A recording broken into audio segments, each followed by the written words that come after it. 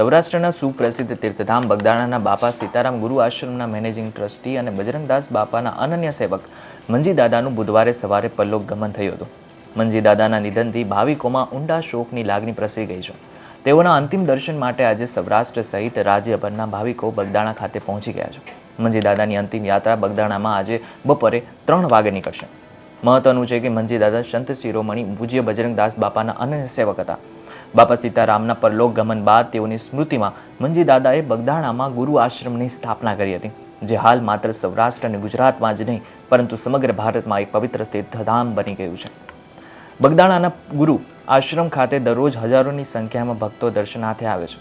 અહીં કોઈ પણ નાત જાતના ભેદભાવ વિના ભાવિકોને ભોજન સ્વરૂપે પ્રસાદ પીરસવામાં આવે છે. અહીંના સ્વયંસેવકોની વ્યવસ્થાની નોંધ બધે જ લેવાય છે.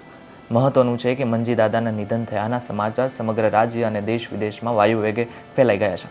મંજી દાદાના પાર્થિવ દેવના અંતિમ દર્શન માટે મોટી સંખ્યામાં શિષ્યો અનુયાયીઓ બગદાણા ખાતે પહોંચી ગયા છે. ત્યારે આજે તેમની અંતિમ યાત્રા બપોરે 3 વાગે નીકળશે.